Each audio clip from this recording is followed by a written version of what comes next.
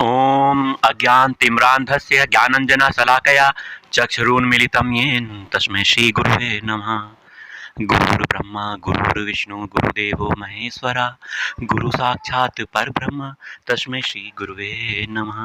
आज के दिव्य सत्संग में हम अपने प्राण प्रिय श्री हित प्रेमानंद गोविंद शरण जी के जीवन चरित्र के बारे में आप सभी लोगों को बताएंगे। मेरे पूज्य गुरुदेव श्री राधा वल्लभ स्वरूप हैं।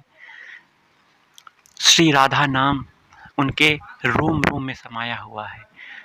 श्री राधा चरण सहचरी श्री राधा दासी भाव को प्राप्त हो चुके मेरे पूज्य गुरुदेव बहुत प्रिय, बहुत दयालु, बहुत कृपालु है। आज अपने गुरुदेव के जीवन चरित्र को आप सभी के समक्ष प्रस्तुत कर रहा हूँ। सबसे पहले मेरे गुरुदेव का एक दिव्य वाक्य जो वो हमेशा अपने भक्तों के लिए, जन सामान्य व्यक्तियों के लिए, जो भगवान श्री राधा वल्लभ लाल के तरफ बढ़ना चाह रहे हैं, उनसे प्रेम करना चाह रहे हैं, उन सब के लिए कहते हैं कि राधा वल्लभ लाल के युगल चढ़े हमारे जीवन का एकमात्र आश्रय, एकमात्र सहारा है। इस आश्रय की पुष्टि हमें करनी है। कैसे करनी है? इन्हीं का नाम जाप करते हुए, इन्हीं की सेवा करते हुए, अष्टायाम सेवा में इतने रत रहते हुए कि हमें संसार का भान ही ना रहे।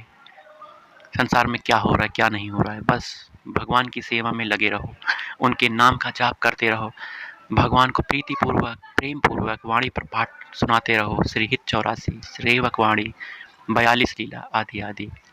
तो यही सेवा है, यही प्रेम है भगवान के श्री चरणों में आश्रित होने का, उनके हो जाने का।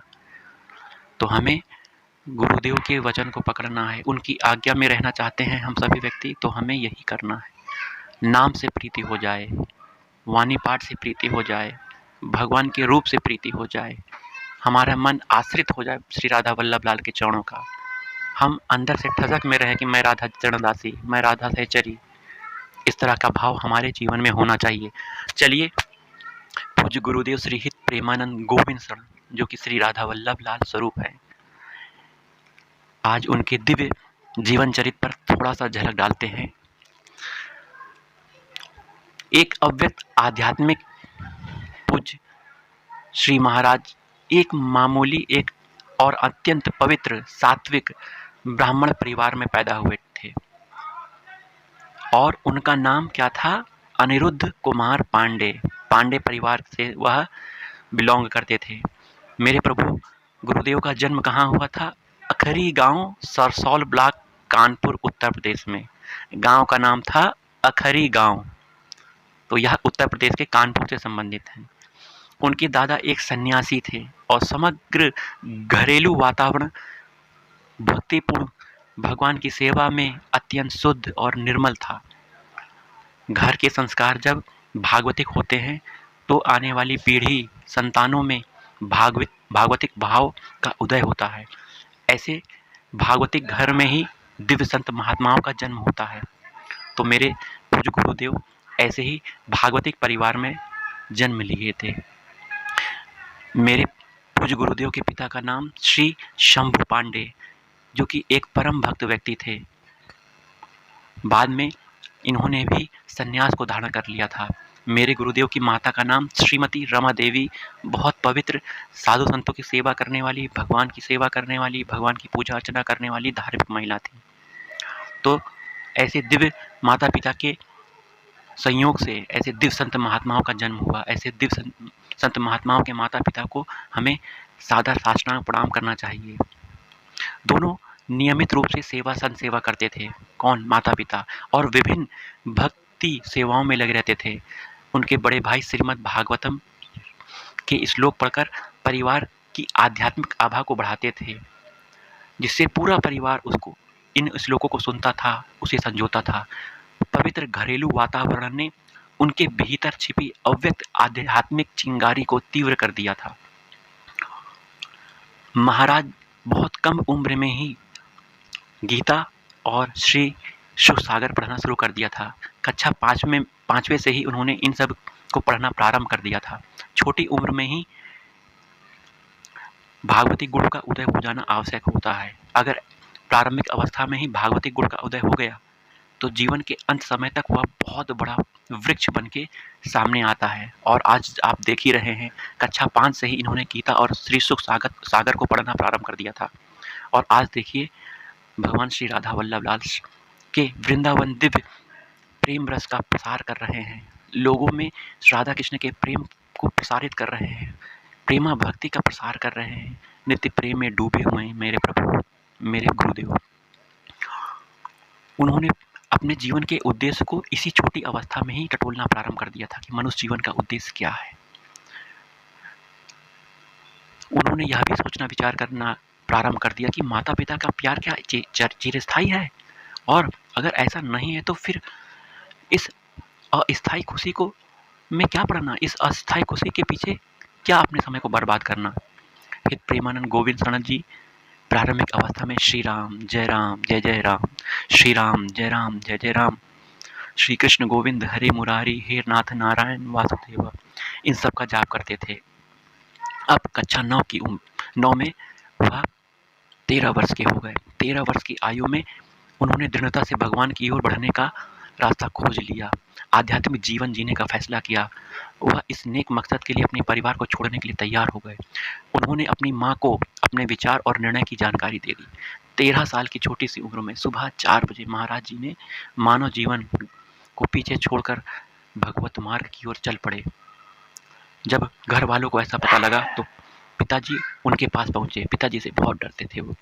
उन्होंने दृढ़तापूर्वक पिताजी को कहा कि मैं घर नहीं लौटूंगा, मैं भगवान को प्राप्त करना चाहता हूँ, मैं भगवान के लिए जीना चाहता हूँ। इस तरह उन्होंने अपने पिताजी को बताया तो पिताजी ने उन्हें प्यार से गले लगाया और एक संत महात्मा के पास लेकर गए। संत महात्मा ने कहा कि देखिए, 1 सप्ताह में इनकी कठोर परीक्षा लेता हूँ, अगर यह सफल हुए तो ये मेरे पास रहेंगे, संन्यास धर्म को धारण करेंगे, अगर यह असफल हुए तो ये आपके घर पे होंगे। 1 सप्ताह तक गुरुदेव का खूब परीक्षा ली गई। गुरुदेव सफल हुए और संन्यास मार्ग को उन्होंने प्राप्त किया। महाराज जी नैष्ठिक ब्रह्मचर्य में अपने जीवन को उन्होंने प्रारंभ किया। उनका नाम आनंद स्वरूप ब्रह्मचारी रखा गया। नैष्ठिक ब्रह्मचर्य में उनका नाम क्या था? आनंद स्वरूप ब्रह्मचारी। बाद में उन्होंने संन्यास को स्वीकार कर लिया। संन्यास को स्वीकार करने पर उन्हें स्वामी आनंदाश्रम नाम दिया गया। स्वामी आनंदाश्रम। महाराज जी ने शारीरिक चेतना से ऊपर उठने के लिए सख्त सिद्धांतों का पालन करते हुए पूर्ण त्याग का जीवन जिया। उन्होंने अपने उदर पोषण के लिए क्या व्यवस्था की? आकाश वृत्ति में भगवान की कृपा से जो कुछ मिल जाए उसी से उदर पोषण, अन्यथा किसी के पास मांगने जाने की कोई जरूरत नहीं है। भगवान की दया पर ही वह निर्भर हो गए उदर पोषण के लिए। एक आध्यात्मिक साधक के रूप में उनका अधिकांश जीवन गंगा नदी के तट पर बीता, क्योंकि महाराज जी ने कभी किसी आश्रम में अपने जीवन को जीना स्वीकार नहीं किया। बहुत जल्द गंगा माँ उनकी दूसरी माँ बन गई। वह भूख, कपड़े और मौसम की परवाह किए बिना 80 घाट हरिद्वार और वाराणसी के बीच अर्थात गंगा के तट पर ही घाटों में घूमते थे। कठोर सर्दियों में भी उन्होंने गंगा में 3 बार स्नान करने का नियम बनाया हुआ था। अपनी दिनचर्या से कभी वह विचलित नहीं हुए। वह दिनों तक बिना भोजन के रह सकते थे, उपवास के रह सकते थे। उनका शरीर ठंड से कांपता था, लेकिन वे ध्यान में पूरी तरह से मग्न रहते थे। संन्यास धर्म का पूरी तरह से उन्होंने पालन किया था। संन्यास के कुछ वर्षों के बाद उन्हें भगवान शिव द्वारा विधिवत आशीर्वाद प्राप्त भी हुआ। भगवान शिव की विशेष कृपा मेरे गुरुदेव पर हुई। भगवान शिव की जिस पर कृपा हो जाती है, भगवान शिव उन्हें अपने आराध्य देव श्री राधा वल्लभ लाल की तरफ उन्मुख कर देते हैं, और मेरे गुरुदेव के साथ भी ऐसा हुआ। महाराज जी का वृंदावन में आना श्री राधा रानी की कृपा से हुआ। राधा रानी चाहती थी कि मेरे प्रभु, मेरे गुरुदेव, मेरे प्राण वल्लभ, मेरे गुरुदेव हित प्रेमानंद गोविंद सनत जी वृंदावन आए, और उन्होंने यह व्यवस्था भी कर दी। भगवान शिव की अति कृपा थी इस कार्य के। एक दिन बनारस में एक पेड़ के नीचे ध्यान करते हुए श्री श्यामा श्याम के सरासर अनुग्रह द्वारा उन्हें वृंदावन की महिमा के लिए आकर्षित किया गया था। एक संत की प्रेरणा से उन्हें एक रास लीला में भाग लेने के लिए राजी किया गया, जो स्वामी श्री राम शर्मा द्वारा आयोजित किया जा रही थी। कौन सी? रास लीला में उन्होंने जाना स्वीकार कर लिया। वे कभी जाते नहीं थे, लेकिन भगवान की इच्छा थी जो उन्होंने स्वीकार की। उन्होंने 1 महीने के लिए रासलीला में भाग लिया। सुबह वह श्री चैतन्य महाप्रभु के अतीत और रात्रि को श्री श्यामा श्याम की रासलीला देखते थे। 1 महीने में ही वह इतना लुभावना हो गया उनके लिए कि इन लीलाओं को देखकर वह आकर्षित हो गए और उनके बिना जीवन जीने की कल्पना ही नहीं कर सकते थे। यह 1 महीना उनके जीवन के लिए बहुत बड़ा मोड़ साबित हुआ। बाद में स्वामी जी की सलाह पर और श्री नारायण दास भक्तमाली, बक्सर वाले मामा जी हैं ये, कौन? श्री नारायण दास भक्तमाली के एक शिष्य की मदद से महाराज जी मथुरा जाने के लिए एक ट्रेन में सवार हुए। वृंदावन में उनके पास कुछ नहीं था, वह अकेले 1 पैसा 1 रुपया, न रहने की व्यवस्था न खाने की व्यवस्था। ऐसे समय वह वृंदावन पहुंच गए। वृंदावन में देखा यहाँ तो कुछ नहीं हो रहा है, यहाँ तो कोई व्यवस्था नहीं है, कुछ नहीं है, भगवान की कृपा भी नहीं प्राप्त हो रही है, मैं कहाँ आ गया। फिर यह बहुत रोने लगे। तो एक छोटी सी कन्या, श्री राधा रानी ही थी वो, एक छोटी सी कन्या उनके कपड़े को पकड़ के आके कहती है कि वृंदावन से जाओगी क्या? वृंदावन से ना जाओ, तुम वृंदावन में ही रहो। इस तरह वह बाबा जी से बात करने लगी और बाबा जी से बात करते हुए पता नहीं कहाँ अंतर ध्यान हो गई। फिर राधा रानी की फिर विशेष कृपा हुई। एक संत महात्मा वहाँ आए और उनसे कहा कि आप यहीं रुको, आपकी यहाँ पर ये कमरे की व्यवस्था हो गई, आप यहीं पर ठहरो, अब आप कहीं ना जाओ। इस तरह राधा रानी ने उनके रहने की भी व्यवस्था करवा दी। तो वह हमेशा के लिए वृंदावन के हो गए। इस प्रकार सन्यासी से राधा वल्लभ संत तक पहुँचने का उनका जीवन चरित्र अब हम आपको बताने जा रहे हैं। श्री प्रेमानंद गोविंद शरण जी महाराज मेरे पूज्य गुरुदेव प्रारंभिक दिनों में वृंदावन की परिक्रमा करते थे, श्री बांके बिहारी लाल के दर्शन करते थे। तो एक दिन बांके बिहारी में दर्शन करते हुए एक संत उन्हें प्राप्त हुए।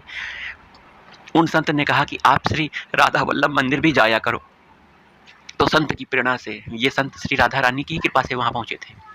तो राधा रानी की कृपा से वह राधा वल्लभ मंदिर को गए और राधा वल्लभ को निहारते निहारते घंटों खड़े रहते थे। तो ऐसे उनके भाव को देखकर वहाँ के सम्मानित गोस्वामी ने उन पर ध्यान दिया और उनके स्वाभाविक स्नेह से प्रभावित होकर पूज्य श्री हित मोहितमल गोस्वामी जी ने श्री राधा रस सुधानिधि का एक श्लोक पढ़कर श्लोक का पाठ किया। लेकिन महाराज जी संस्कृत में पारंगत होने के बावजूद इसके गहरे अर्थ को नहीं समझ पाए। गोस्वामी जी ने तब उन्हें श्री हरिवंश नाम जाप करने के लिए प्रोत्साहित किया, परंतु मेरे गुरुदेव को ऐसे लगा कि ये अपने संप्रदाय से मुझे जोड़ना चाहते हैं। उनकी इच्छा नहीं हुई ऐसा करने की, वह अनिच्छुक रहे। हालांकि अगले दिन उन्हें वृंदावन परिक्रमा शुरू की और स्वयं ही हित हरिवंश महाप्रभु की कृपा से उसी पवित्र नाम श्री हरिवंश का जाप उनके अंदर से अपने आप होता गया। अपने आप वह हरिवंश नाम जाप करने लगे और हरिवंश नाम के कायल हो गए। एक सुबह परिक्रमा करते समय महाराज जी पूरी तरह से एक सखी द्वारा वशीकरण को प्राप्त हुए, अर्थात श्री राधा रानी की कृपा उन पर बहुत तेजी से हो रही थी। राधा रानी की कृपा से एक सखी एक बहुत प्यारा वाणी पाठ गा रही थी, जिसको सुनकर वह इतना लुब्ध हो गए कि उनके पीछे पीछे चलने लगे और उनसे उन्होंने बात की। यह गीत यह है, श्री प्रिया बदन छवि चंद्र मनो प्रीतम नयन चकोर प्रेम सुधारस माधुरी पान करत निशिभोर। तो यह पद, यह वाणी पाठ वह सखी गुनगुना रही थी, गा रही थी। तो महाराज जी ने उस सखी से पूछा, मैं इस पाठ को करना चाहता हूँ, इस कविता को समझना चाहता हूँ, मुझे भी इस पाठ की पुस्तक दे दीजिए। वह मुस्कुराई और उनसे कहा कि यदि आप इस कविता को, इस वाणी पाठ को समझना चाहते हो तो आपको राधा वल्लभी बनना पड़ेगा। महाराज जी ने तुरंत दीक्षा के लिए पूज्य श्री हित मोहितमल गोस्वामी जी से संपर्क किया। इस प्रकार यह वाणी सिद्ध किया कि इस प्रकार यह सिद्ध हो गया कि गोस्वामी परिकर ने पहले ही भविष्यवाणी कर दी थी। क्या भविष्यवाणी कर दी थी? कि ये राधा वल्लभी हो जाएगा।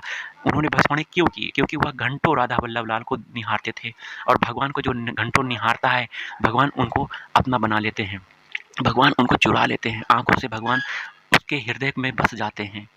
तो वह गोस्वामी देख रहे थे, उन्होंने भविष्यवाणी कर दी कि ये बहुत बड़े राधा वल्लभी होंगे। तो महाराज जी के शरण में अब वह हमारे गुरुदेव पहुंच गए।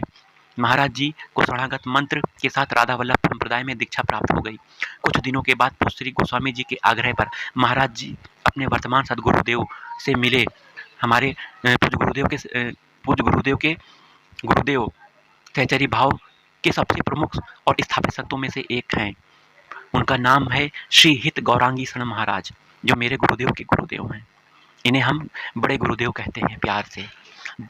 और इनके शरण में होकर मेरे गुरुदेव ने सहचरी भाव और नित्य विहार रास में दीक्षा प्राप्त की और निज मंत्र प्राप्त किया। महाराज जी ने 10 वर्षों तक अपने सदगुरुदेव की घनिष्ठ सेवा की। बड़ी विनम्रता से सभी कार्य करते थे, जो आज्ञा करते थे उनमें उनकी विनम्रता बहुत झलकती थी, प्रेम झलकता था, आज्ञा को करने की उनकी निष्ठा झलकती थी। उन्हें जो भी कार्य दिया जाता था अत्यंत विनम्रता से वो करते थे। अपने सदगुरुदेव के अनुग्रह तथा श्री वृंदावन धाम की कृपा से जल्द ही मेरे गुरुदेव पूरी तरह से श्री राधा चरण कमलों में अगाध श्रद्धा विकसित कर लिए और सहचरी भाव में लीन हो गए। अपने सदगुरुदेव के चरणों में चलकर महाराज जी वृंदावन में मधुकरी द्वारा अपने उदर का पोषण करते थे। मधुकरी अर्थात वृंदावन में जो ब्रजवासी निवास करते हैं उनके घरों में जाकर भोजन के लिए मधुकरी मांगना, भोजन प्राप्त करना, यह मधुकरी। इस प्रकार वह अपने उदर का पोषण करते थे। लेकिन मेरे गुरुदेव का ब्रजवासियों के प्रति बहुत ज़्यादा सम्मान अभी भी है, पहले भी था, हमेशा रहेगा। मेरे गुरुदेव का मानना है कि ब्रजवासी का अनाज खाए बिना हम इस दिव्य प्रेम रस में कैसे डूब सकते हैं, कैसे यह दिव्य प्रेम रस वृंदावन विहार रस को प्राप्त कर सकते हैं। मेरे पूज्य गुरुदेव श्री राधा वल्लभ लाल स्वरूप हैं। आज भी वह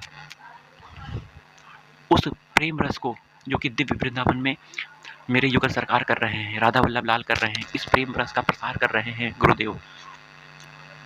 लोगों को जो इस रस में डूबना चाहते हैं, इस रस को प्राप्त करना चाहते हैं, परम दुर्लभ रस है। सहचरी भाव को जो प्राप्त करना चाहते हैं, श्री राधा वल्लभ लाल की जो परम सेवा करना चाहते हैं सहचरी स्वरूप को प्राप्त होते हुए, इस भाव को प्रदान करने के लिए गुरुदेव ही एक मेरे लिए परम माध्यम है और आपके लिए भी परम माध्यम हो सकते हैं।